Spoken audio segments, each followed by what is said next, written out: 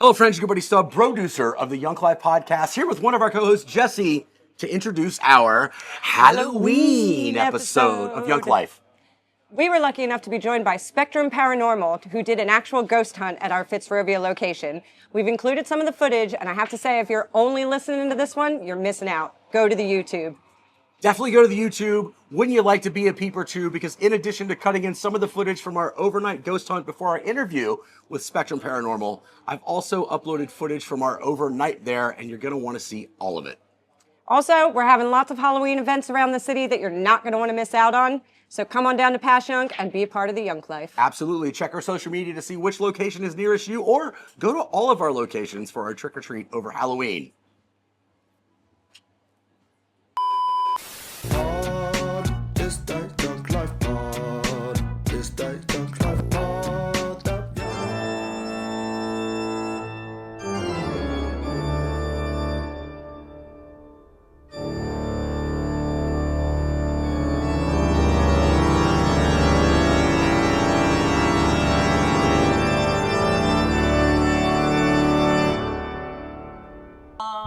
Wait, am I allowed to sing the Ghostbusters theme tune and you can punch me in the face?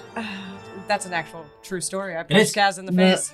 Because we had the longest Halloween party of all time, and then we got in a cab, and the silence was so nice, and Gaz was drunk, and he made the cab driver put the Ghostbusters theme on. And I said, if you don't turn this off, I'm going to punch you in the face. So he turned it up. And I was sat in the back seat, and our friend was sat with me, and he was like, Gaz, you better turn it off, man. I've never seen it look like this before.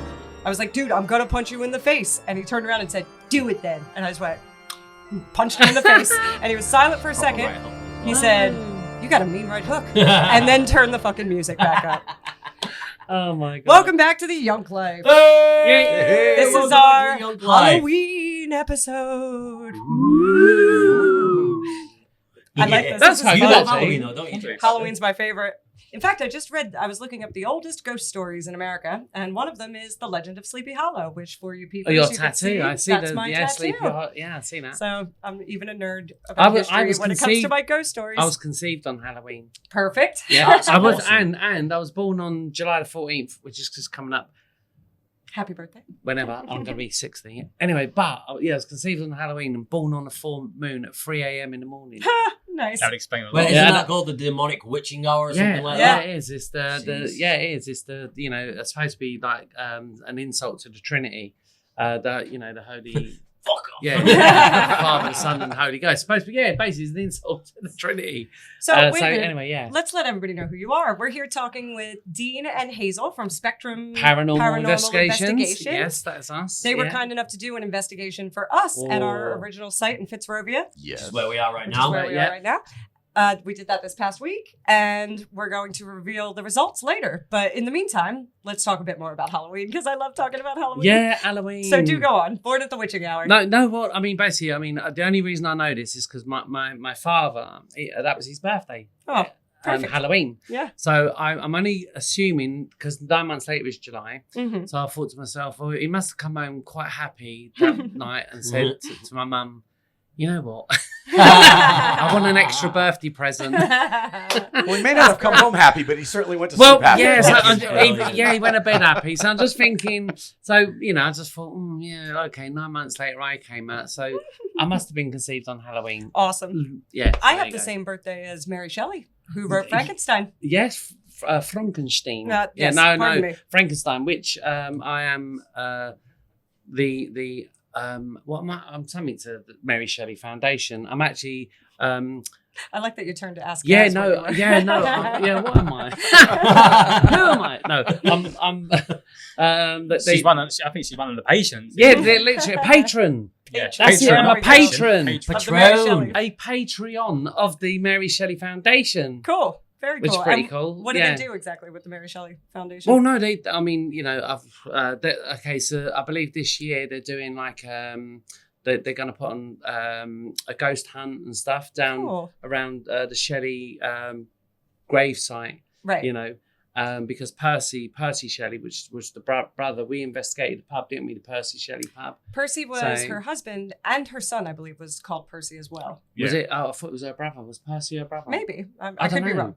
But she was definitely married to Percy because she kept Percy's heart in her desk drawer until she died after Percy died What? in a boating accident. What, like in like Like Dead you Man's do? Chest sort of thing? Yeah. You No way. serious? Kept it wrapped up in a piece of silk, I think it was, in her desk drawer until the day she died. And then when she died, she was buried in Bournemouth near her parents, and they buried Percy's heart with her. Wow, That is- is Morbidly romantic. Yeah, isn't it? Something nice about that's that. cool. Yeah, it's really nice, yeah. Yeah. So it's cool Anyway. to hear that the UK is finally following along with these Halloween traditions, because when I moved over, there was absolutely no Halloween celebration. Not It broke really, my no. heart. I mean, I've celebrated Halloween like all my life. Yeah. We've always had like a Halloween celebrations, but not on the grand scale that it is now through Yeah, for commercialization. sure. I've seen it grow a lot. I think the movies have helped that as well. Like, you know, obviously that does happen with American culture and British culture.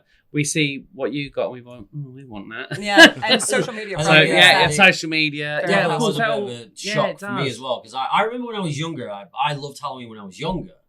Like, isn't Halloween over in America like an all day thing though? Oh, Because it's you a see- big yeah. deal. Oh, it's We do it massive, all week. yeah. Because like I only ever remember going out trick or treating at night, Yeah. like never in the day, and you see everybody like. Well, walking that's around also in the day because as we're well. old enough to have been allowed to do that. Most Yeah. of the time now in America, they do something called trunk or treat, and it's just everybody pulls into a parking lot and opens the trunk of their car, and kids can walk up to and each get car. in the trunk. Yeah, get in the trunk. Get in the van. I mean, most of the Yeah, time in the sweeties. No, UK, it's supposed to be a safer way of doing it. I mean, most of the because- time in the UK, I think nowadays you get egged and floured. Oh, well, Yeah. that was always it. That's mischief Yeah. night. That's the night So, before Halloween. But then Oh, on Halloween, really? as I was growing up, that's the only thing you always went and did. You got eggs and flour, and you just went and chucked things at Oh, people's is door. And I'm this, is like, this like when they wouldn't give you the sweets yeah, and yeah, stuff yeah. like that? You just I don't think I ever did See, that. we No, are, I've never that done that. is No, the I night never did before in America. That's called mischief night, and Right. that's notoriously when Nah. you would toilet paper somebody's house or I throw agree. eggs. Toilet paper. Yeah. Again, a South Park episode, but we won't go into all that. Yeah, kind of please stuff. don't. We try to see We don't all have this enough South- time in Yeah. our episodes I know, for your yeah, South yeah, Park yeah. knowledge. Yeah. And with inflation these days, no one's wasting the money on toilet roll to throw in someone's trees, are they? I Yeah, to true. be honest, True. me and my 4 friends, if I had watched South Park a lot earlier in my life, which obviously I couldn't because I wasn't, whatever, we would have dressed up as the 4 kids from South Park. Yeah, I could see that. That's very cool. It totally would have been my Halloween costume, but instead I just went as a skeleton or a mummy. So original. Halloween is huge in America, huge in Yeah, Philadelphia. yeah, yeah. One of the most haunted buildings in America, supposedly, is the Eastern State Penitentiary, which is one of the first solitary confinement prisons that there was in America. Mm. Al Capone was held there, and supposedly all of these ghost stories are attached to it. But also, every year in Philadelphia, Eastern State puts on basically, it's called Terror Behind the Walls, and you can go into Eastern State and people jump out and scare you, like a haunted hayride kind of deal. Why is it always Cool. prisons or like mental asylums as like places Well, where most well, I guess you guys have probably like been to a lot of those Yeah, kind of well, destinations. we've done Shepton Mallet prison down in sort of Wiltshire way. We've done in Shepton Mallet. Well, I mean, we've investigated prisons. And I would and imagine wherever the the- most tormented Well, souls were. yeah, we Oh, done right, okay. the Gaul down in Cornwall, Bodmin. Bodmin Bodmin jail. jail, yeah. And that was truly amazing. I mean, I what I done, I had the team at one end, and I said I'll go down the other end, like there's to the other cells on my own, and I sat there on a chair, and I was using a FLIR camera, and I'm sitting there and I was just saying, right, you know, obviously, can you show me any evidence? Can you do something? And as I've said that, a stone just went whack off the wall like a real, like Oh, a flint. There. Oh yeah, like a, Wow. like a rock. Yeah. Oh, it came at you. Yeah, Yeah. literally a rock came at me. I'm serious. That place, you know, I mean, there's a lot of. I believe that was the one that would constantly be.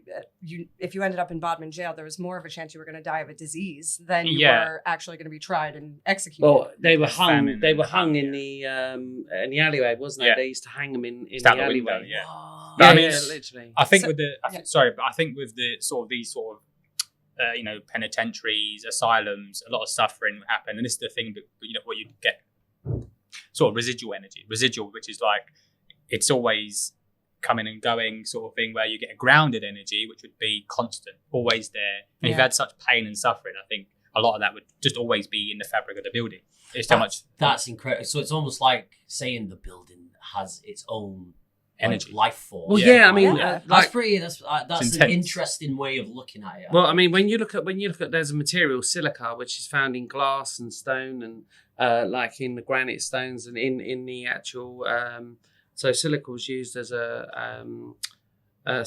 almost like a cementing type thing for the Okay. stones, and the belief is obviously silica, as you know, is a recording substance which used to be used on silica tapes. The old cassettes you used to get back in the day. Remember?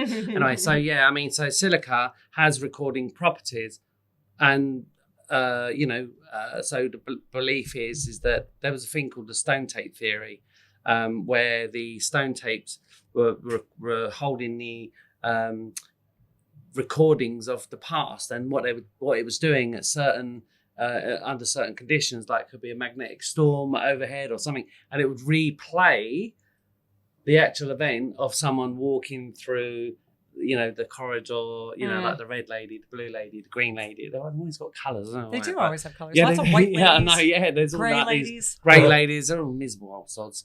Anyway,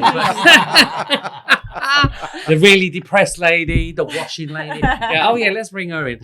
So anyway, What colour is she? Yeah, what colour is she this week? The blue lady. No, anyway, so we've investigated the blue lady, Lady Fontaine, who was she was part of an investigation that we done at the Spaniards Inn.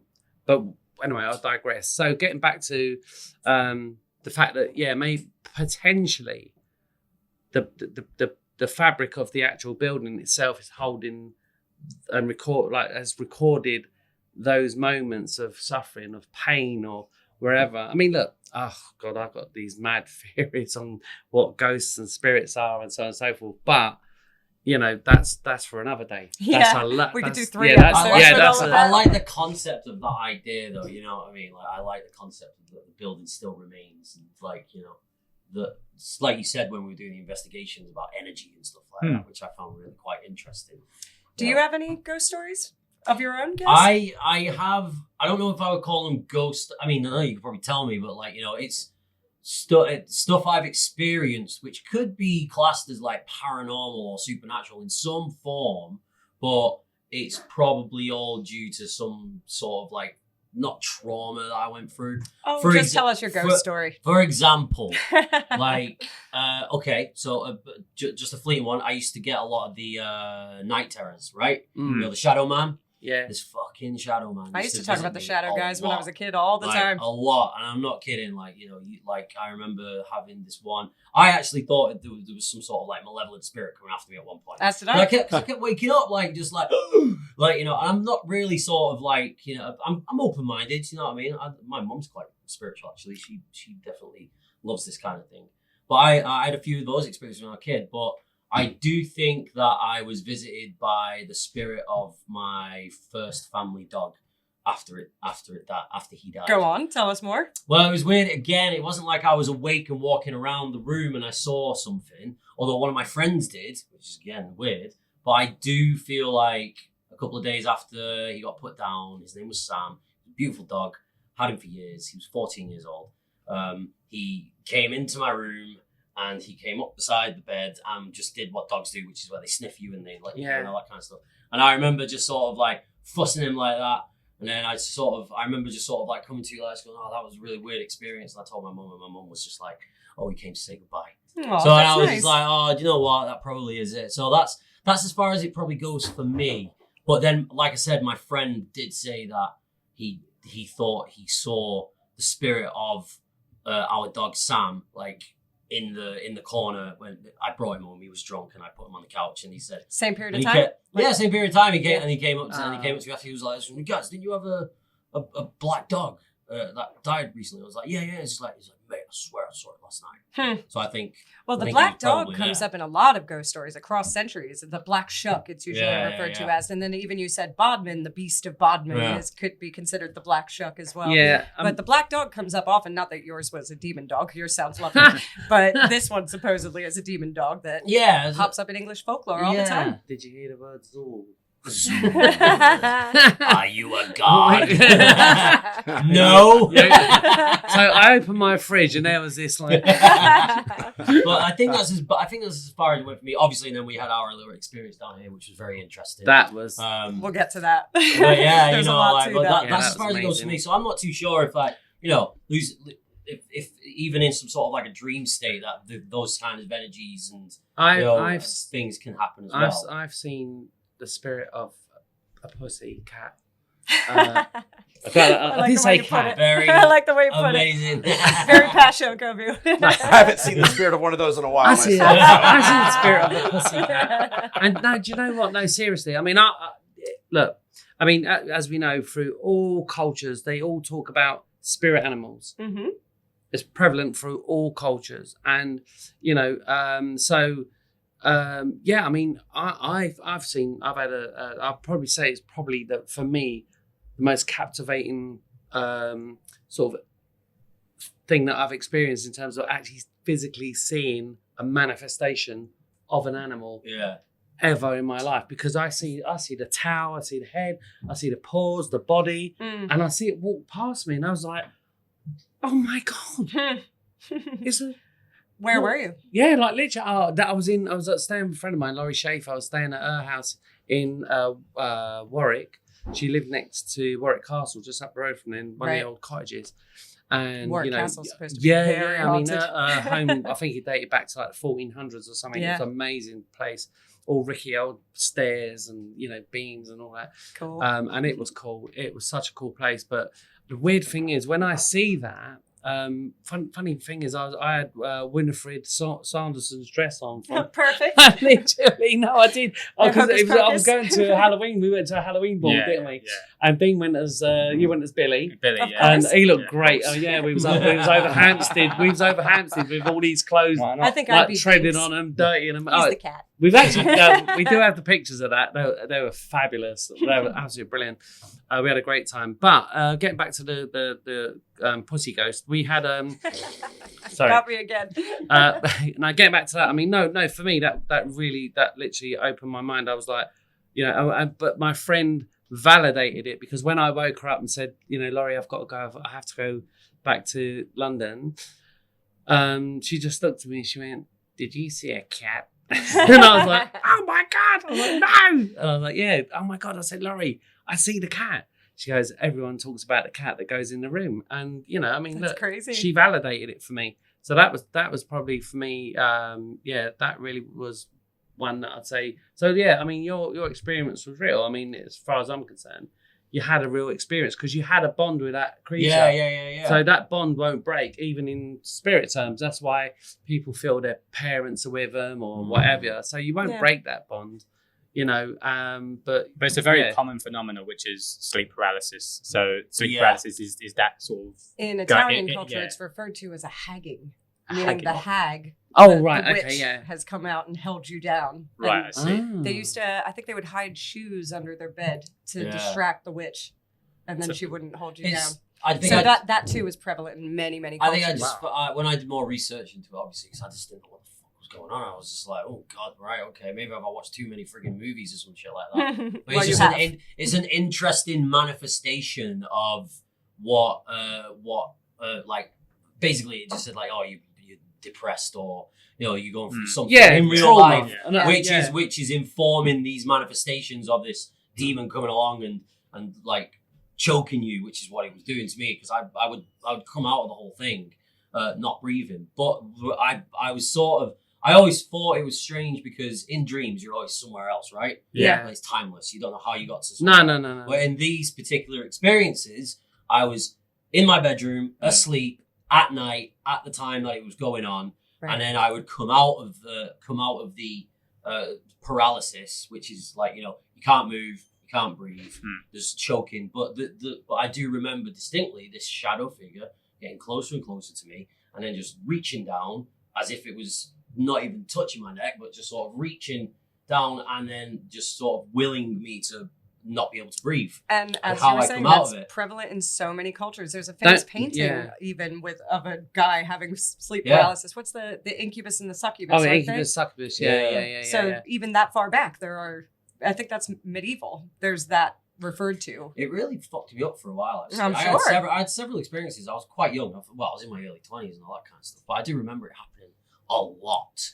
Well, But I I've don't had remember I don't remember I've how- had the pleasure of working in many buildings and living in many buildings that have lots of ghost stories behind them. Myself being a bit of a skeptic most of the time, I'm very open to the idea that there is something out there. I almost want there to be in a romantic way. But having been in all of these buildings and felt these creepy feelings, it really was cool for us to have the opportunity to have you guys come in with your equipment and actually check out one of the buildings I've had these creepy experiences in. I have to say, working at Fitzrovia when we first opened, I for a long period of time, there was someone who would plug in the Christmas lights. No matter what, I would unplug them at close. I'd have people watch me. I'd come in first thing in the morning, first person there, and those lights would be on.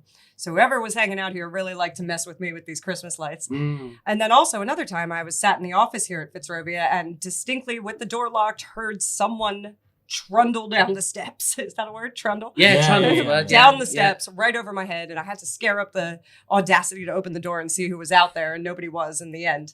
But that's why I was so excited for the idea of you guys to come in and actually do some legit investigation as to who was hanging out with us. And, we'll go into what happened later. Yeah, but, we will. That was... Why don't you start by telling us how you guys got into paranormal investigation? Like, what was your first investigation, for instance? Okay, so the first one, Spaniards Inn. Yeah. That was the very first investigation that we done. And that's a great place to start for that the was- Americans out there and English people as well who don't know what the Spaniards is. It's an ancient coaching inn at the very north of what used to be not London, but now is part of the city of London. Called the Spaniards for the Spanish ambassadors who had stayed there at some point while they were there. And also mentioned in Dracula. Van Helsing gets a cab outside the Spaniards. Right, So, Bram Stoker's Dracula. Yeah. And nowadays it's known for its great Sunday roasts. and it does And have bacon. we've been. It is a fantastic Sunday It is, roast. yeah. It is. Yeah, It Sunday is. roast. So go on, tell us about... Basically what happened at the Spaniards. That was our first investigation that we ever went to. Now, what actually happened on the first investigation, I was very skeptical, obviously, at the time. And I had a walkie-talkie on me. I had 2 walkie-talkies. And what I'd done, I researched, obviously, a list of people that had been associated with the inn. And there was, a list of people like Bram Stoker, I believe Charles Dickens. Is it Keats? Keats, Keats. In the garden? There was one highwayman called Black Dick, and that's true. Which one is going to laugh first? Big, massive grin on. I know, and then it was Dick Turpin. Well, these dick people, there was a lot of dicks back in them days. Yeah, I bet it was. It was just short for Broken Richard. dream. It was Charles called Dickens. Charles Dickens. I don't know why they just had this phallic thing going on, Dickens actually, what the Dickens? That's What the devil. Dickens, yeah. It's referring to the devil. Exactly, yeah. We should change that. We should all introduce ourselves as with the word Dick or Dickens in it. Gaz Dickens. I'll introduce you with Hazel- the word Dick in it if you'd like. Hazel Dickinson. Hazel Dickinson. Dame Dick. Dick. I don't want to be Jesse. Dickie Dean. You can be Dickie Dean. Dickie Dean. Jesse Dickens. Jesse. Dickens I'll take, not Dickie. I'll stick with Stubb. Oh, Stub, Oh, Stub I'll could say be it anyway. Stub could Stubby be Dick. interpreting you. You can be Stubby Dick. Anyway, so right. Go on. So anyway, I digress again. So anyway, basically, Characters associated with the pub. with the pub, Right. Francesco Pereiro, Jose Pereiro, which you would know were the 2 brothers that actually founded the pub after they took over from the ambassador's residency. They converted it into an inn, Right. for the coaches to come through. Anyway, so the story goes that Francesco and Jose Pereiro split. They had a fight over the love of one lady, Miss Fontaine, wasn't it, who turned out to be the blue lady who appears in the car park. And one brother shot the other one in the eye, basically killed him outright in a duel.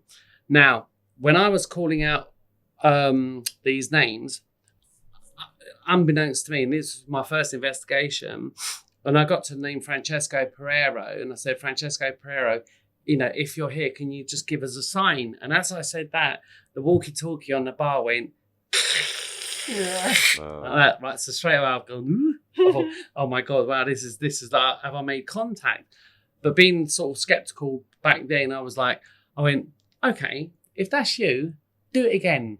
And then as I said that, the walkie-talkie on my hip went, and I went, woo. Okay, I believe you. I believe, yeah, literally. But what validated that was a year later, almost to the day, we'd been investigating the Spaniards, Dean, hadn't we? We'd done everything. We'd done, tumblers on the table, glass tipping. Everything. We'd done a whole lot of Ouija, calling out all through the night. We had some good responses, didn't we? Like the gate, when the gate opened and all that. But when it was about 3-4 in the morning, and I just turned around and said, I had the walkie-talkie on the bar and it hadn't gone off all night, and I just said, look, if there are any spirits left, right, just give us one sign. Make the walkie-talkie go off on the bar. And it went. That's incredible. We got that on film. Really? Yeah, we got it on film. Responses as well. Yeah. That's great. Does that mean that energy has like more energy than like, I don't know, like it must, I think I was talking to you about this obviously on the night and all that kind of stuff. Like it must take a lot for an entity to will that energy to make something happen. Yeah, I think the main sort of phenomena at the Spaniards was people being tripped over and pushed. So women particularly were getting targeted in the toilets. Toilets, and people were being reported to be tripped up and stuff. So the amount of energy. So we actually had that replicated to us.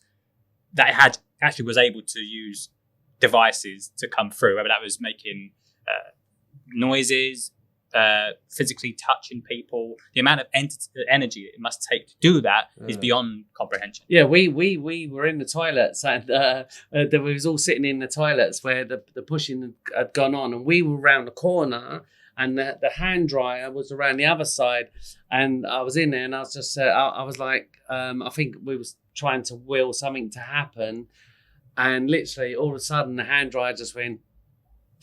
And that's like only that. triggered by someone But walking past. the thing is, but we was in the dark. Obviously, I had a camera set up on it. There's no one there. You can't see anyone walk past or anything. And then the other thing was the tap. When I just think it was, that when you're asking for responses to happen, we were sort of challenging it to say, look, you target women, maybe try and get us out. But when we did that, it interacted with something to get us out. And we all ran out the door. Yeah. We ran out. So it definitely had its purpose. We said, make us leave. Yeah. Come on, get us out. And it worked, for sure. We did. I remember Craig. And I was young. And, Craig was that was funny. Can you tell us a bit about the equipment that you use to actually get these results? I know you said you had the walkie-talkie, which is a pretty common piece of equipment. Yeah, I mean, look, I personally, and Dean will back me up on this. I don't believe there is actually a real ghost hunting device or ghost detecting device, shall I say. Right. Obviously, there are tools in the arsenal of a ghost hunter that we use, which are like K2 meters and environmental meters, because that's basically what it is. You're just looking for something to validate the experience. So, and no disrespect to anyone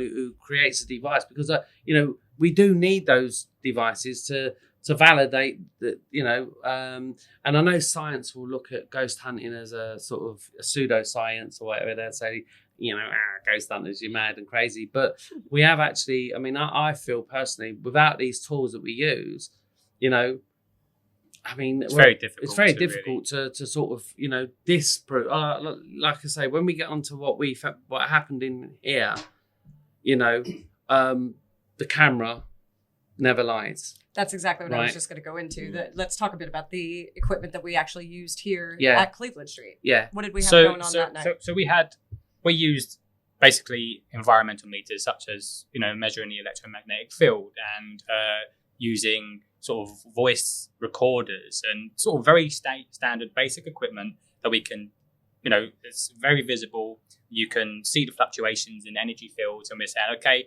and they were pretty flat. But then what you're looking for is okay, if you're going to come towards us, if you move towards us, you'll interact with the meter. They don't know what the meter is. I mean, you could deal with spirits from maybe 200 or 300 years ago, right? So they're just seeing the spirits they're used to vodka and gin and all the rest of it. But the equipment that we're, and crucifixes, right? But we're dealing with modern day technology, and it's just to sort of see if there's any spike in energy. Have we got something here? And the meter did fluctuate quite a lot, and on certain occasions when it was sort of very responsive. It was like we was getting interaction with it. Yeah, so, exactly. So that's what you're looking for, is an interaction between you, obviously the device, and like Dean said, they don't know what that is. It can be a shoe. Right. Yeah. For all they, but with a poltergeist, a poltergeist is the German for noisy ghost. It basically you're asking for things to interact with, and there's plenty in the bar to interact with. So they're asking for bottles to move or tables, and I don't know if you want us to talk about the experience, but absolutely. Of course we go into that. But just getting into that. Let me give a bit of the background of the building itself, so that they understand who we were talking to that night when we did our investigation. Yeah. This whole area, Fitzrovia, is named for the bastard sons of Charles II. Fitzroy actually means Fitz is bastard, and Roy, being ROI in French, is king. So bastard son of the king. Lovely. The area was owned by one of his mistresses. Her father before that, I believe, their last name was Villiers. And then all of the streets in this area are named after the Dukes of Cleveland and Grafton and all of her sons. So throughout the investigation, and if you're a peeper and a subscriber, you'll see some of the footage from that night in the extra footage. We were addressing specifically those people who had lived on this ground long before our little bar existed. Yeah. So we invited them in. It was, we started after the restaurant closed at about 11 o'clock. They introduced us to some of the equipment that we were just talking about. Then we proceeded to shut all the lights off and try and communicate with the Villiers. Yeah. So would you like to regale what happened? Excuse me. So basically what happened was that night. So, we started off with a mel meter, which has a REM pod. It's got a built-in REM pod. Now the REM pod is a electromagnetic device which will oscillate. If you come close to the device, there'll be like an oscillation, and you'll see the lights flash and flicker, and obviously it gives a really cool noise. Looks great in the dark. But when we started obviously upstairs, you remember we got the sort of like response almost immediately. Yeah. Because the mel meter went off, and the REM pod part of it went off. Now so that sort of got the juices flowing. Gaz and I were us. shook at that point. We were both silent. Yeah, I mean that got the juices flowing, but that is the thing. Like ghost hunting or whatever you want to call it is basically tiny snippets, just little tiny snippets of a moment that you sort of that you so you could spend years investigating this building, but you could only have probably 5 minutes entirely of footage that you could probably make a compilation video of everything you've captured in 10 years. Well, to be honest, you were saying science may joke it off. That's archaeology as well. Well, you find these tiny shards of pottery that lean towards a theory, and until you have found enough of that pottery to build the pot, you're never going to know for sure. That's a good analogy. There is just as much science in what you do as an archaeologist. Well, yeah, basically it's the same sort of thing. We're just taking snippets of little moments.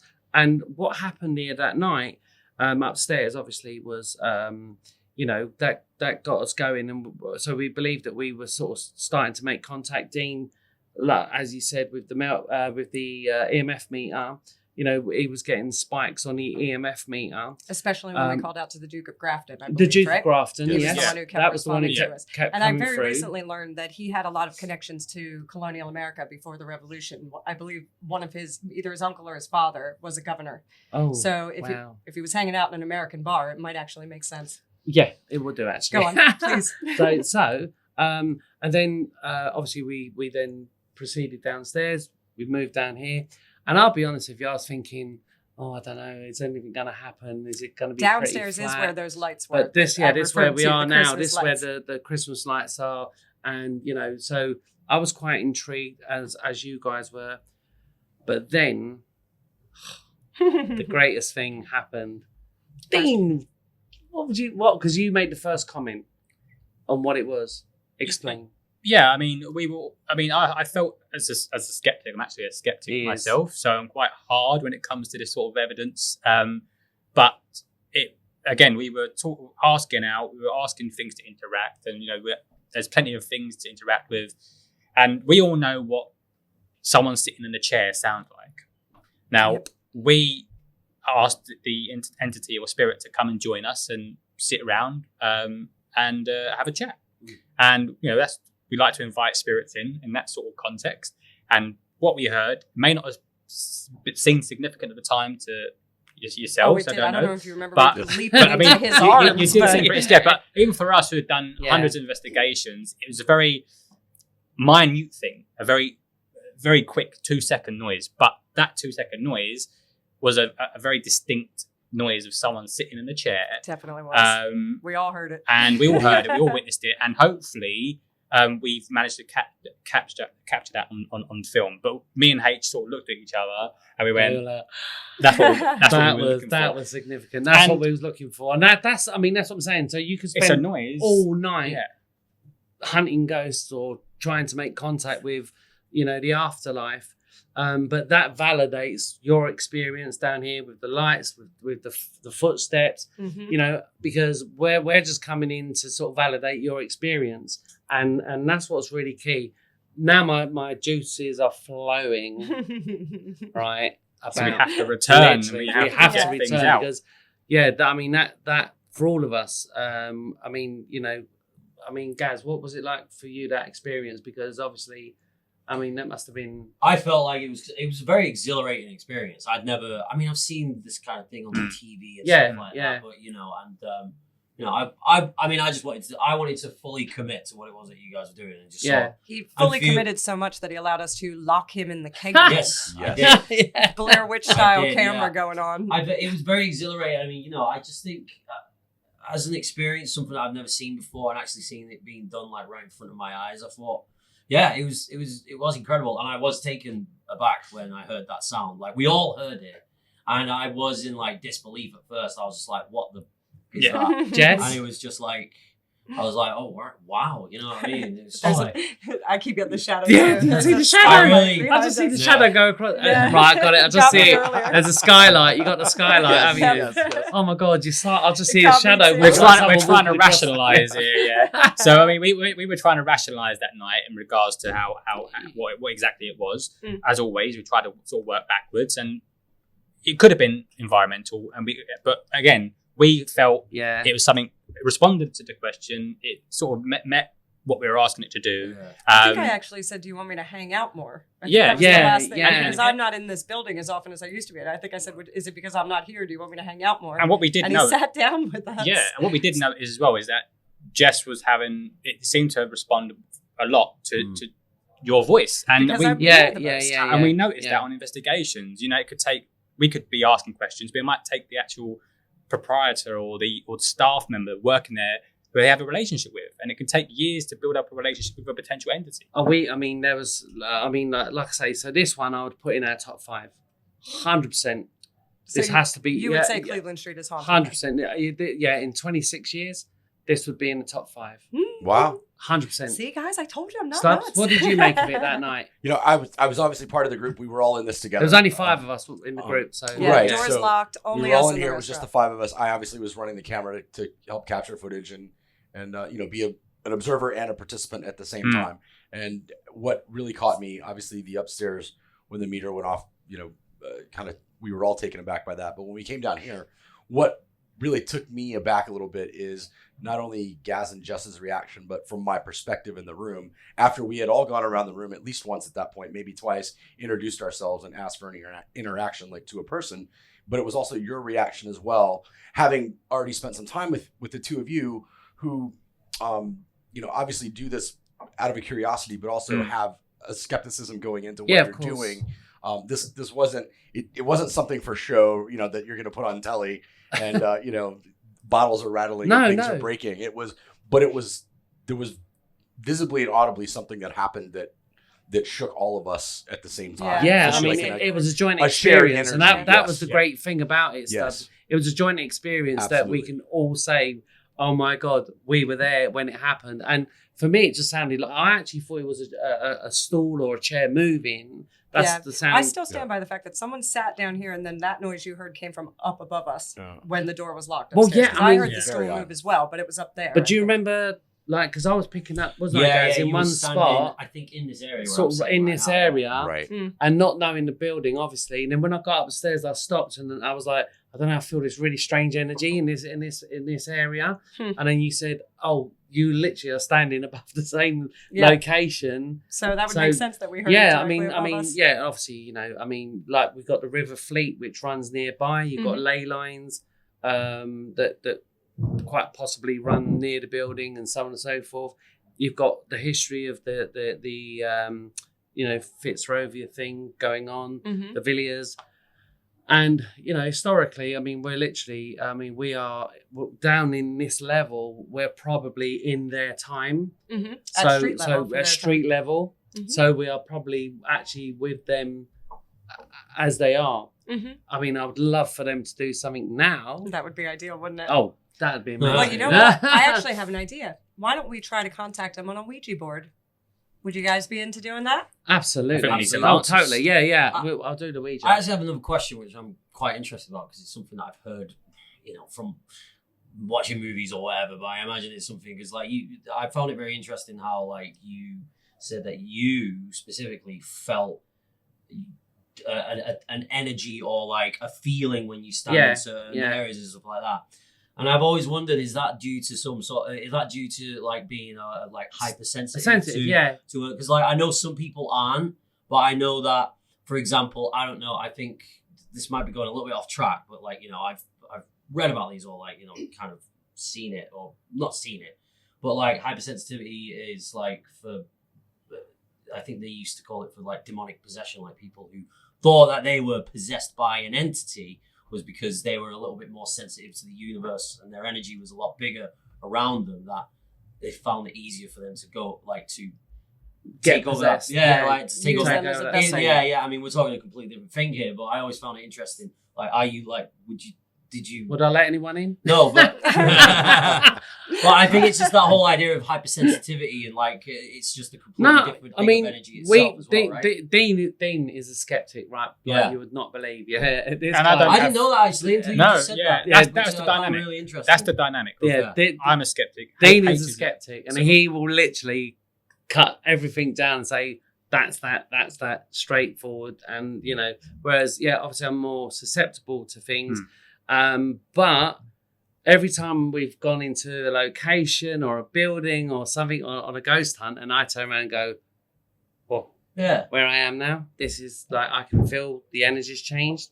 Someone who works there or whatever, they go, oh my God, that's where that happened. And I'm like, so they validate it. That's great. So is it like a sense of dread, or is it? I think we've all felt a bit of it when you get that shiver on the back of your neck and you don't feel like you're standing alone in the room. I think it's just that some of us are more willing to accept that could be an outside feeling as opposed to thinking it's in our own head. A lot of people are stuck in the idea. I think we're very closed book. I mean, I'm a very closed person, very closed book. I think what matters around your star signs, your belief systems, some people are born more sensitive than others. I just think it also depends on your family circle, your religious circles, your friendship groups. I think it just depends on who you actually grow up with and how that's presented to you. I mean, I'm completely cold in regards to feeling paranormal activity. I don't feel nothing.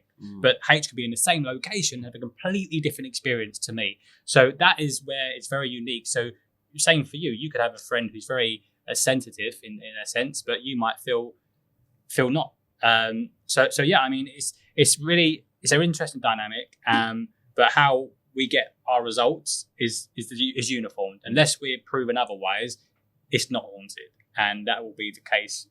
No matter if H feels it or I feel it, it has to be sort of a uniformed approach. And that makes it all the more exciting that you agree that you heard. I agree that someone was sitting. Exactly, because someone was sitting in that chair. Exactly. Let's use the Ouija board and see if we can talk to him today. Okay. Okay. Yeah, I'll just set I'm everything up for that. up. Okay, so I have more to say because I thought I think it's only just because like, so going back to the hypersensitivity thing, I remember when you guys locked me into the keg room, right? Now, I did not know. Like, I obviously volunteered because I thought, well, it's part of the exciting content and all that kind of stuff. Sitting in a dark room in a keg room should be fine. But, like, going back to, you know, this sort of, like, change in energy or, like, feeling something a bit different, I feel like I probably had the same experience when I heard you guys deadlock that door. How about when? And I think that's just because of Your just ghost like, left you. and I was when you deadlocked the door and then left me alone, and I was just like, whoa, Sense of dread. yeah, like sense of dread, and just sort of thinking, if I ask, that is not a if I ghost. ask, That is a functioning am I bar, and they're getting some Yeah. ice. Yeah. if I do ask, which I did, and I was sitting there just going, oh man, like if I do get a response, What are you going to do about it? what am I going to do? Because I'm locked in this room. Yeah. You know, you never really said if you did hear anything when you were in that room. I didn't know, and I was just kind of like, I was kind of hoping that I would, but then there was a part of me which didn't. I think it was probably the most like open I've ever felt when it came. This is again another reason why I really enjoyed this whole experience, is because I felt really vulnerable in that moment. Yeah. Yeah. And I was just sort of like, well, Yeah, maybe you was that's, out of your maybe, comfort zone. Maybe So that's what that sort of like hypersensitive, because I do feel like I'm well, you know, I'm a sensitive human being. You are a sensitive human I'm very being. sensitive, but I do feel like I can sort of like go into Tune I don't especially when I'm put in those situations. I feel like anybody who has shivers on the back of their neck when they listen to a song or when they see the sunset, if you have that, then you probably have the same potential to feel whatever energy. Yeah, I mean, we is in the room. used to hold ghost events, right? We used to take people out on big events, right? Mm. There was one place in particular, which was the South Kentish Town Station. Oh, yeah. It was a disused underground station. It closed in Called like the Ghost 1924. Station. Yes. I think it shut in 1924, Mhm. and but the staff at the station, it was being converted into. that's where the escape room is right Yeah, now, that's isn't it. it? That's it. Yeah, Yes. Mission Yeah. Breakout. Yeah. So anyway, so we were contacted by the guy who owns Mission Breakout when he was like just sort of first opened up. And the reason why it's called now, because of us, obviously, he has the ghost story now attached. Yeah, the Lost to whole Passenger, I think the it's Lost called, Passenger. yeah. And that's down to Spectrum Paranormal Investigations, doing investigations down there. That's great. And we literally, you know. love But anyway, I yeah, kinda wanna go. I know where hate it comes escape from, rooms. right? So yeah, I mean, just mention Spectrum Paranormal, you'll know us. Anyway, but what happened down there was really, really interesting, really fascinating, because we actually, again, we got an audible voice of a young girl caught on camera where she speaks. Oh my, what And did you say? And the staff were reporting seeing this young girl. And what happened was, I was calling out and I was saying, look, can you tell us how old you are? For instance, we were using the K2 meters, 2 of them, just to see if they were literally reading the same fluctuations and so on and so forth. And they were responding equally Ooh. as I was talking. So I'd say, how old are you? And it'd go 1, 2, 3, 4, 5, 6, 7, 8, 9, Oh, 10, that's so 11, creepy. 12, stop. Oh, it's And not it will stop. 12.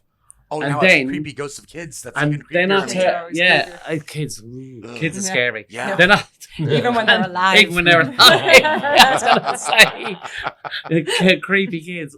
Anyway, so then I turned around and said, So you're 9 years old. So. yeah, so like, are you?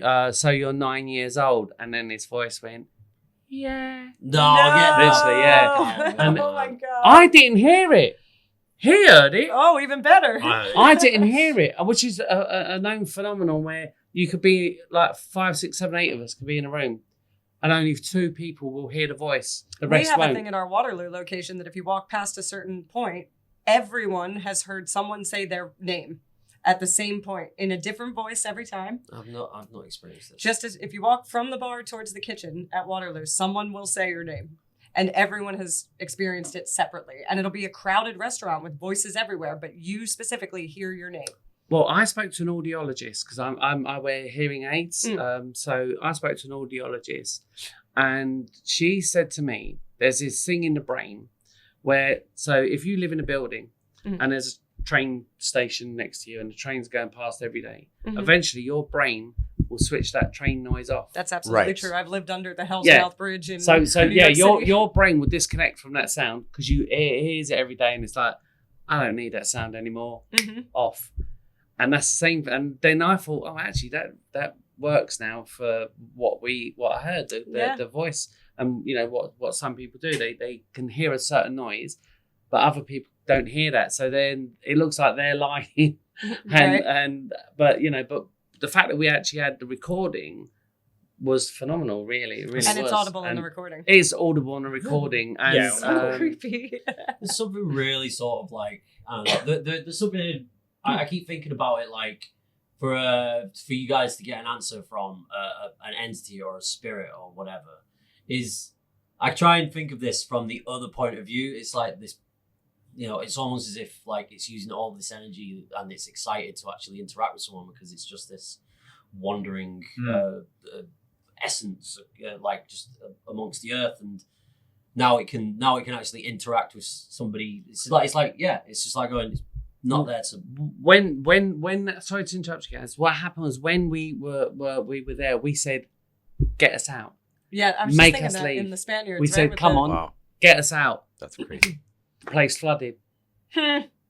Whether it's a coincidence or not, The We had place to end the flooded. We had to end the investigation. So- investigation because all of a sudden the drains come up and the place flooded. That's insane. I think the most And we had to important get thing out. for us is that no matter what investigation we do, whether it's penitentiaries, whether it's someone's house, every investigation is treated the same, but also the respect we have for the spirit energy that's in the location. Yeah. We don't go in there and go No. out. We try to treat it as if you're treating like a human being as you would As in you this are. life. And Yeah, I in think this that's why life. we've had such positive results.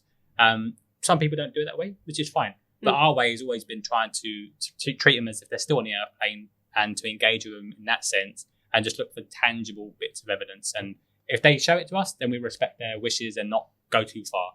And that's it. Well, Yeah. I certainly feel like they showed it to us that evening. They did. Indeed. No. I mean that was It was a result. just And we an want to keep on amazing coming result. back and build a proper case study. It can take months or years. And Yeah. we were only in here for 3 hours. Yeah.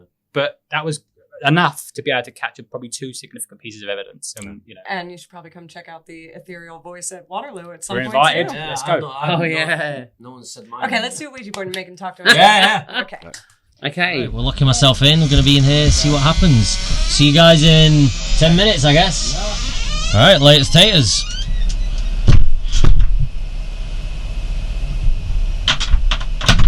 And they've locked the door. Thanks.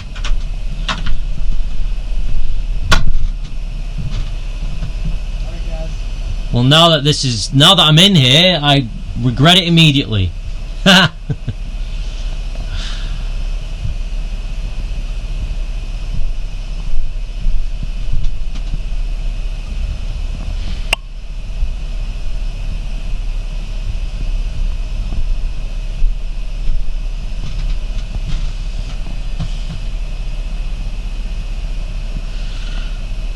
Okay, so like sitting in a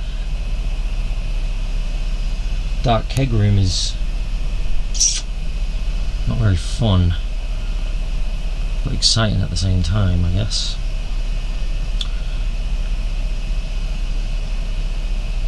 Just so you guys know, so I've been in, well, I won't say I've been instructed, I volunteered to sit in here to see if anything happens, basically. So I am going to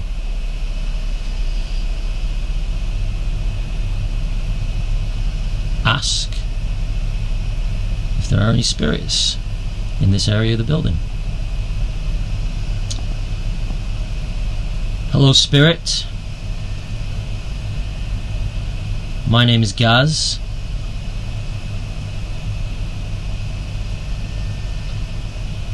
If you are here, I mean you no harm.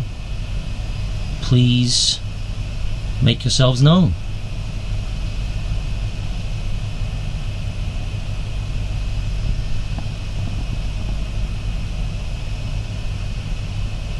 My heart is racing right now.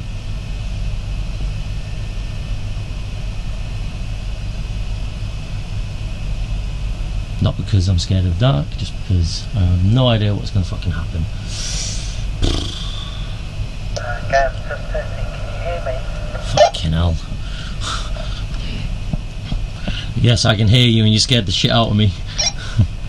I knew it would.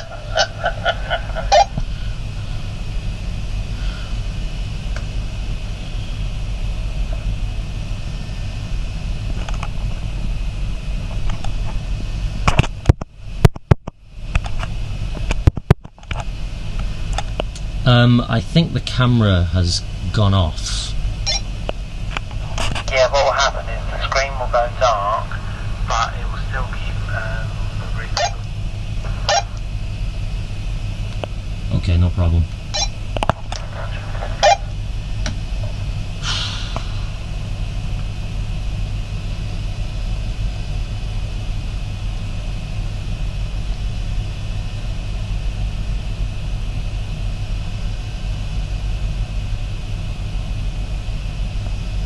See, now that I'm in here, I'm scared to actually ask any questions as to like whether there is some presence or spirit in here, just in case.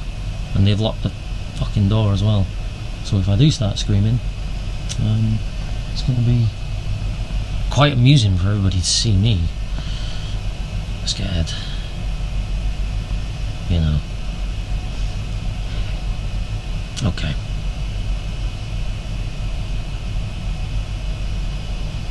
Doesn't help that I've got gas as well.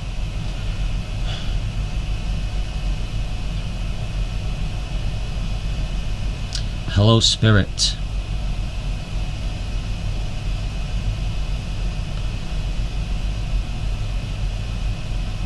Is Barbara Villiers present? Barbara, if you are here, please let me know. I mean you no harm. We just want to acknowledge your presence and have a chat. Please use my energy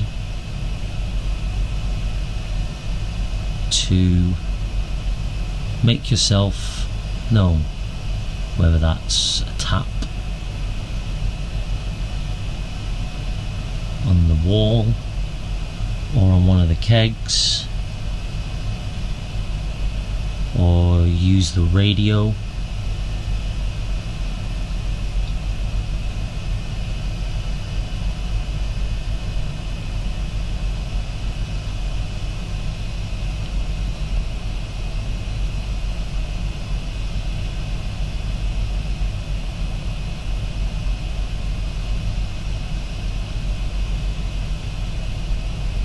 Okay, let's just flip this around. So behind me I've got another part of the keg room.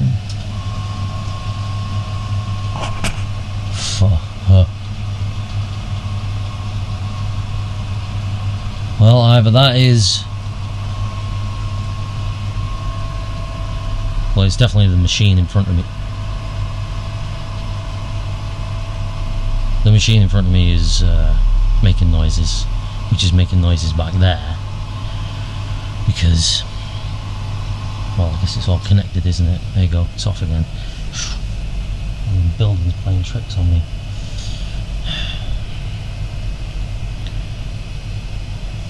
The Duke of Cleveland. If you are here, please let me know. I mean you no harm.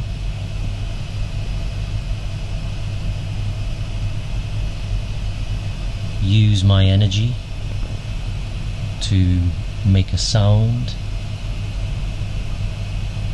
Use the radio.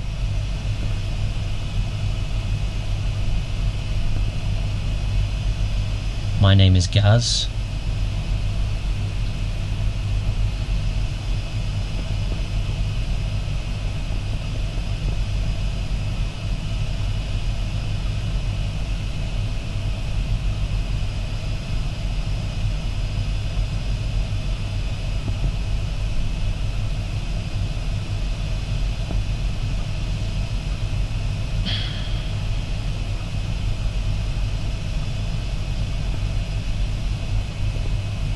Okay, I'll flip this around here.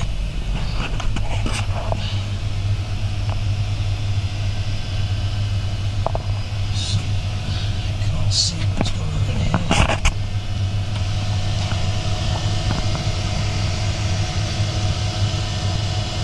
It's warm in there.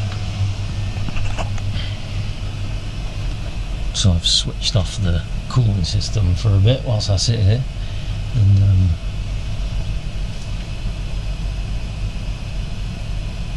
so far nothing. I don't know if that's good or bad. Because if I did hear something, I'd be pretty fucking scared right now. I'm already scared. I'm sitting in the dark.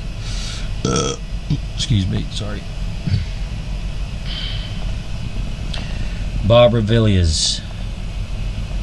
My name is Gaz. If you are here, please use my energy to let me know that you can hear me.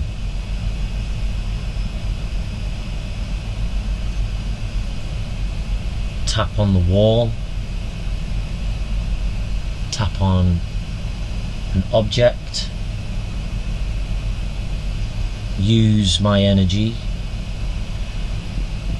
Use the radio if you wish to make contact.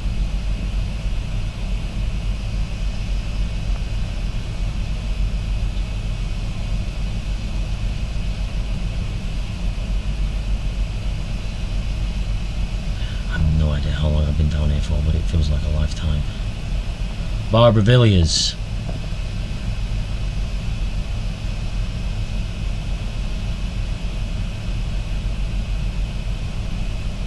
You have history here.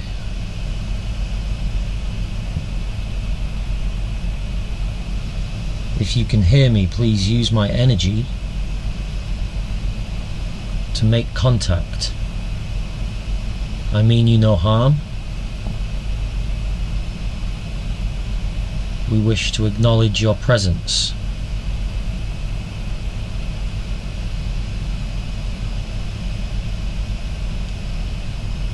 Use my energy to make a sound. Use the radio to let me know if you can hear me.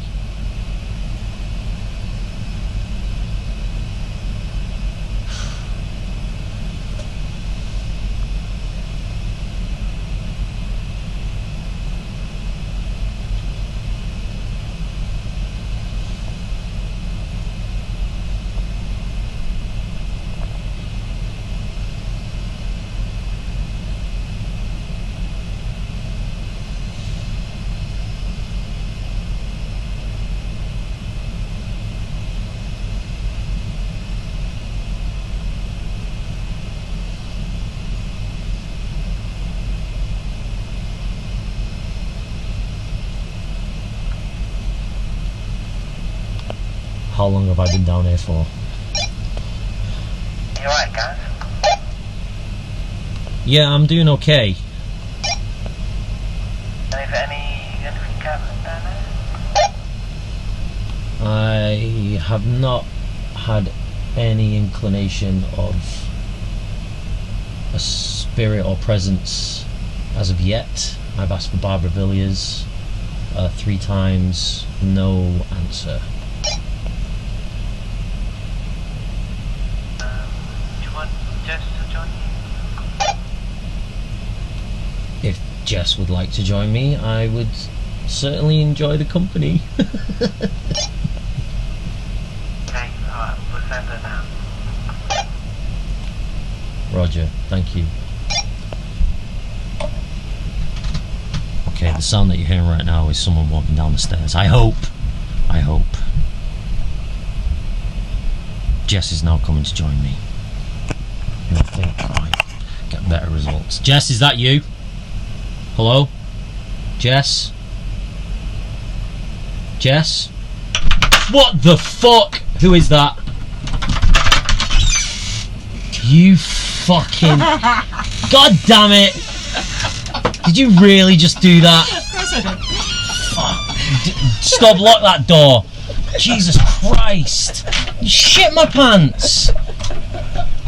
The fact that you didn't even ask me, answer me. Oh, right, okay. Okay. Sorry, I had to. Jess is now with me. We're going to spend, I don't know how long I've been down here for. About 9 minutes. Be down there for about 15 minutes. 15 minutes? Fucking hell. Doesn't feel like it. Just standing out there cackling. If I didn't know that was stuff, that would be terrifying. Right, okay, should we... Okay, so it's nearly 2 o'clock now, so we'll give it to you, what, 10 past 2? Right, should we do this? What are we doing? We're going to ask her to see if there's any spirits in here. Is anybody here? I've asked for Barbara Villiers. Have you asked the Dukes? No. Okay. Is the Duke of Grafton down here? Hello, This is where the plates were. hello, spirit. My name is Gaz. I'm Jessi. You know me. We mean you no harm. If there's anybody down here in this room with us, please make yourself known by tapping on an object or making a sound. Use our energy to Can you turn the camera around so we can... acknowledge your presence. Can you see it or no? No. So most of the night, I would say, we were pretty much Scooby-Doo. But then towards the end, we actually decided, Gaz and I, to try and speak to somebody that was close to us that we had lost pretty recently. Yeah, I think this is what I really enjoyed about the whole experience, and it was it had quite an arc to it, because you never really know what to expect with these kinds of experiences, especially if you I'm definitely not on the same level of you as you were in terms of like being knowledgeable about supernatural experiences and all that kind of stuff. But I think what I witnessed and what I took away from the whole experience, which is again why I think things like this are actually quite interesting And to important. participate in, is like how some people, I watched you try and find some validation or comfort in, and it was hard for me to watch because you're my best friend and I don't like seeing you upset. I did And I love know, her up a bit. yeah, and I know it must have been really hard for you, and I thought it was very brave that you actually went ahead and did that. And when I went home afterwards, I was just sort of thinking to myself how an experience like this can be a really comforting way for people to sort of push through any grief that they might be going through, it. and process it differently. Because, and I think that's just as important. I think that's probably what most people won't see about these kind of experiences, because they'll probably they'll laugh it off. You know what I mean? Like you I'm sure you probably experience a lot of people thinking that ghost. It's ridiculous. It is. But like I saw it in a completely different light, and that's what I found really sort of enlightening about the whole thing, and really made me sort of like think about grief that I've experienced and how different people, it's like how people turn to religion to sort of like get comfort in knowing that there might be a god, or whatever their god is, because a god is just it can be anything, right? The universe. Yeah, exactly. So I think that's what I found really beautiful about the whole experience. So Same. And as I was said when we were discussing it before, I actually wanted to thank these two because I have dealt with the loss of my grandmother very recently, and since then hadn't been able to sleep. But after we did our investigation that night, I actually slept for the first time in quite some time. So it is a really important thing that you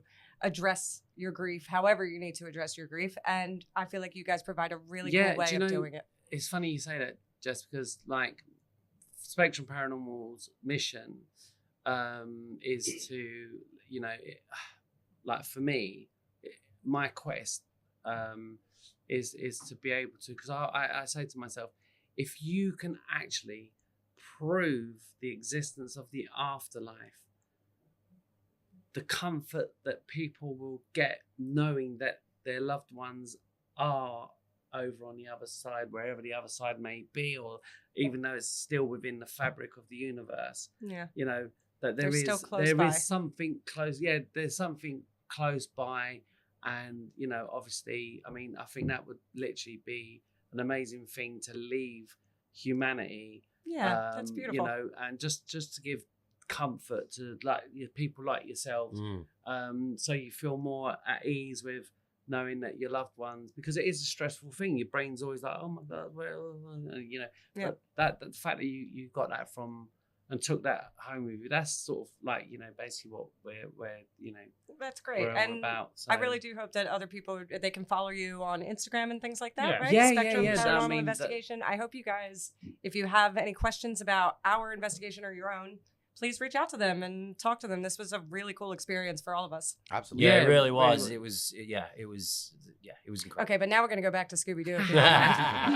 I'd like to try and use the Ouija board and maybe talk to somebody today. Question: Sure.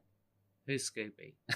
Um, We got he's two Scooby. filmers. I would You're be the airy yeah. one. Yeah. I'd be I do Scooby cover- or Scrappy. Shaggy. Dean I be do- Shaggy. Yeah, I you'd be a could- good Shaggy, but Yeah. you got to smoke weed with me in order to be Shaggy. Is that cool? I've got. We all know I'm Velma, so let's just. Yeah. Velma. Really? I've got to admit, I've never used one of these things before, so this is going to be an Cool. interesting Well, experience. Please advise us on how we should do this. Okay, so basically, I mean, look, the thing that we would advise anyone who's attempting to use Ouija, please don't do it under the influence of drugs or alcohol, okay? Because you're in an altered state and you've opened yourself up. So, you know, you're dealing with spirits potentially. So, I mean, you know, and don't No treat spirits it. with your spirits. Yeah, Yes. yeah, literally no Don't spirits mix with your spirits spirits. with spirits. That's one way of putting it. That's a new tagline on the website. I will note for our peepers, Can if we- you can we nick noticed. that? Yeah, you can have that. No spirits with For your our spirits. peepers, this might be the first episode we didn't have a drink in our hands, so we are respecting that Yes. today. yes. Yes. And Of we will course. be drinking heavily as soon as it's over. I will not. I still have Guinness pumping through my veins from last night. So you know, Guys went to see Slayer. I'll join you for a cocktail after this. Yeah, Jess. you're sober, aren't you? I am. Yeah. Well, I sweat it out after eating a Might be cheesesteak in 3 minutes and 20 breathalyzer seconds. set up Okay, let's do it. Yeah. Okay. Tell Right. us how So to do it. Okay, so yeah, we start off with basically we'll place the planchette. This is a planchette, by the way. This Okay. is a planchette, and we place the planchette anywhere on the board. There's no real sort of rules as such, other than be very respectful of the entities and spirits if they come through. We will start off with, because what we normally do is obviously we try to dry our fingertips so that there's no tackiness, no stickiness. So just other than the fact that there's a thing called the ideomotor effect where your muscles, your brain will tell your muscles to push the planchette because you're sort of willing it and you're like, I want to spell Elvis, or whatever. Right, so, That would be kinda cool. I want Elvis to go. Yeah, so anyway, which would be really cool. We've had that Anyway. before. We've had that Right? before. But I mean, you know, we had one Ouija experience which was arguably probably the best one, wasn't it? With Satan. Anyway, Oh. but yeah, that. But no, so It wasn't you that said no. Satan on this episode. no. I said hell Satan. Hell Satan, sorry. So what we do is basically we'll place our fingers on the planchette, and I'll get Dean to ask the questions, to call out, and ask for spirit to, you know, Just pass me the remote there. yeah, screensaver's gone up. Oh, to protect the brand. Yeah. There we go. So yeah. Anyway, Very so All right. so yeah, and then we'll basically like get Dean to call out, and obviously just place one finger gently on the planchette, as gentle as possible. Oh, sorry. Yeah, as gentle as possible, and then Sorry, I don't know why I'm getting a little bit shaky. You are I'm a the bit shakiest shaky, person aren't on the planet, so. yeah, and obviously we're filming this, so we can see obviously what's spelled out in the process. Just gentle. Yeah, just Just very very gently, so you're not actually actually forcing the planchette to move around. Okay, so just do that. Just move your fingers. Can you see? Yeah. Okay. So there's no movement. So now if the planchette moves, then we know that we've sort of come into contact with something. Don't worry. Are you ready, Dean? Do you want to open it up? Yeah, I'll open it up.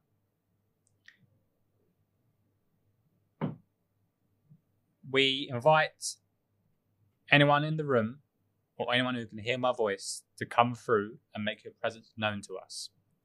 You can use our collective energy to come through and to communicate with us via the Ouija board. There's numbers and letters, and there's yes or no. There's also goodbye. So if you don't want to speak to us, you can go to goodbye. We will respect your wishes, but we mean you no harm, and we just want to make a conversation with you and for you to make your presence known to us. So I will invite you to come through on the board and to spell your name. My name's Dean. My name's Hazel. My name's Gaz. My name is Jessi. Can you spell your name? If you're here, can you spell your name, please?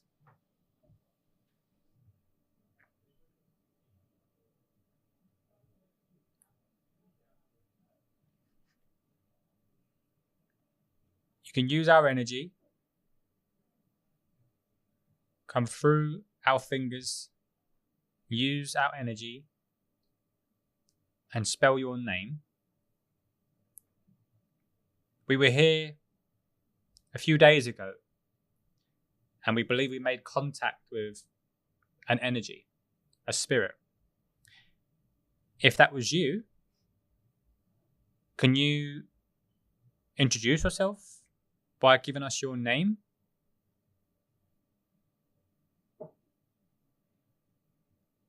Is it the Duke of Grafton? Mm-hmm. Mr. Fitzroy. Mr. Fitzroy.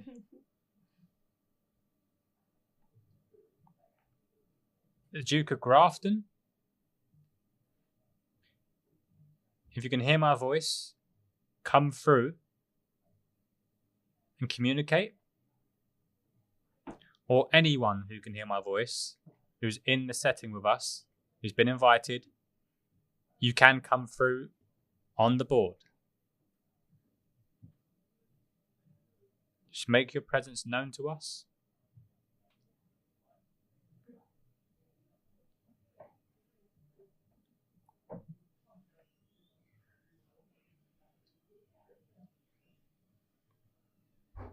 Maybe the restaurant's way too alive right now. Oh, I mean, yes, or, there's a lot of bodies in here. Mm. So if you do need to use an energy source, there's plenty of people. Can you use us as a conduit? That was the ice The ice machine, machine ladies and always gets us gentlemen. going. It got me. I mean, the thing is that the planchette shouldn't move.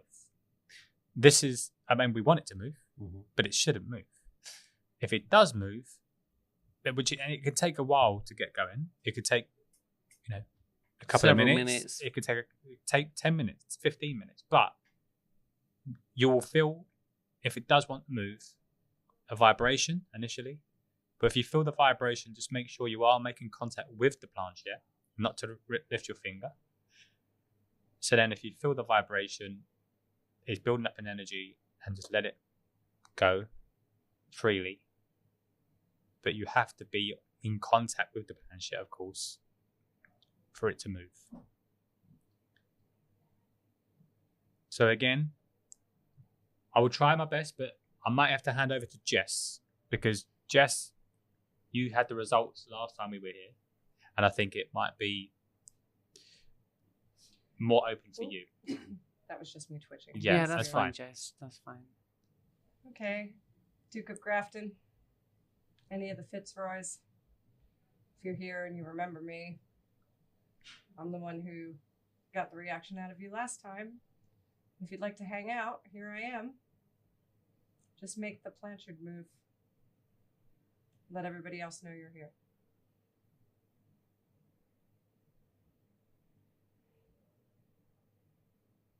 If there's anybody in the room, we're all here. We'd like to talk to you. And this is your way of doing it.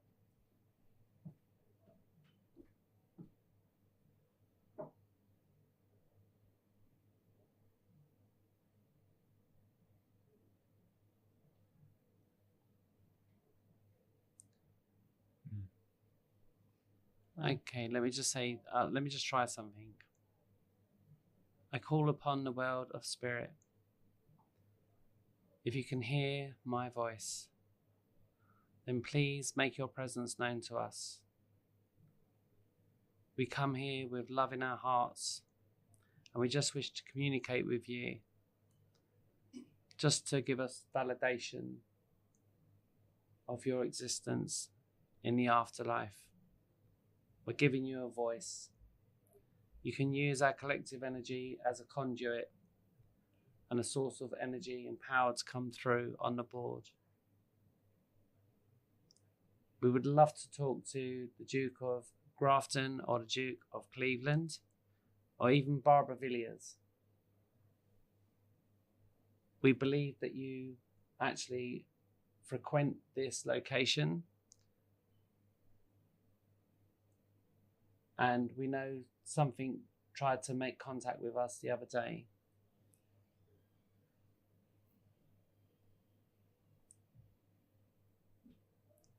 Can you make your presence known?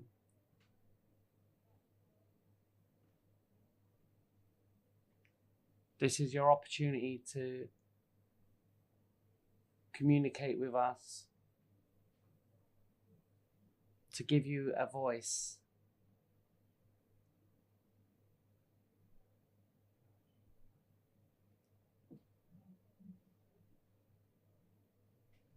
Unfortunately, I think we're going to run out of time here, but I do recommend to all our listeners that you give this a shot at some point, even if it doesn't move.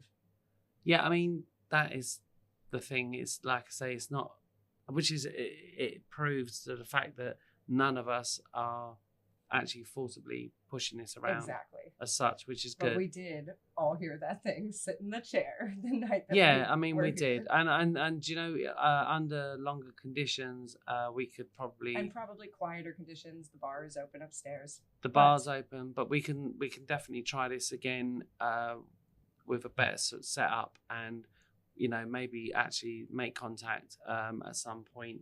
Well, thank you so much for teaching us how to do this. No, that's fine. All I will say is, just before we leave on this particular matter, is that if there are any spirit energies that have come through, if you are malevolent, then please take your energy with you. We ask that the building is blessed from the spirit realm, and that no evil entities can ever come through on the board, of course, because we don't know if, you know, if we're letting in anyone from the other side. We don't want them to cause havoc again, like doing your Christmas lights and stuff. Yeah. But, you know, we want to shut the board down respectfully and bless everyone who's here, and also the building, and also, you know, the Villiers. And, you know, so, yeah. Okay, so that's it, really. Well, thank you so much, guys. This has been so listen. much fun. And like I said, even though nothing happened just then, we all saw what happened last Saturday. So we definitely should try this Yeah, I again. mean, you know, I mean, the viewers can obviously take from that what they will, but yeah. And now you're our go-to paranormal investigation team. So as we always say, you don't choose the Yunk Life. The Yunk Life chooses you. Thank you for hanging out with us on our Halloween Thank you, guys. episode. Thank you so much. So much, honestly, and it's an absolute pleasure. Now, where's my chili steak? We got you. So, Halloween podcast in the bag. That was fun, man. That was a lot of fun. I think we learned a lot about ourselves in that episode, really. Yeah, I feel quite moved by the whole experience. I'm not gonna lie. Me too. There's something very uplifting about the whole, you know, talking about all this kind of stuff. Yeah, it was really cool. It's nice. But now back to the trick-or-treating and the Monster Mash. Mm-hmm. Kensington, I believe, is having a huge Halloween party this year. Oh, yeah. No, you just told me about this. Tell me more. American style Halloween, baby. All right, All the okay. staff's going to be in costume, you know. So we're gonna do Probably that, Jello shots. Jello shots, competitions, stuff like that. Yeah. What's the plan right now? Do we know? Don't really know. Guess you got to come around to Kensington on Halloween and find out. Okay, yeah, and that is on October 31st. That's it. If you didn't know that, then where the hell have you been? I mean, like, Probably in the UK in the past 20 years. do you know what? Like, I don't know about you, Jess, but I was really, really, really, really sort of like, focused and zoned in on like hoping to get some sort of message from the other side. It is a lively restaurant. Yeah. There's probably a lot of people's Yeah. energies messing It's things a up. shame. We could try it one more time if you want. Do you want it? Yeah, maybe it Yeah. has some deep message from beyond for us. Oh yeah. Shall we ask? Yeah. All right, If let's this, try one if more this time. board tells me to shut the fuck up now, then that's Come around it. this way. Right, Okay, ready? Right, yeah. Wait. Okay. If there's any spirits out there, please give us your deep message from beyond. It's moving. It's D Ooh. A Okay, I'm getting a little freaked out here now. L again. A S. Dallas. It says Dallas. What Dallas. about Dallas? Yay. Oh, he's that character from Alien. Dallas. S U C K S. Dallas sucks, Stub. It says Dallas Stub. Wow, This yeah. sucks. That's a wrap. who is? Tell us who you are. Who is this that's trying to communicate? Everyone in Philadelphia. Yeah. You don't choose the Yunk Life. The It Yunk- chooses you. You don't choose the Yunk afterlife. The afterlife Yunk life chooses you. Cheers. I'm right? Jesse. And I'm Gaz. This is our producer Stub. Hey. Happy Halloween from Passyunk Avenue. Happy Halloween. Bitches. I don't know. This that Yunk Life pod. This that Yunk Life pod. That Yunk Life pod. That Yunk Life pod. That Yunk Life pod. Living that Yunk life, baby.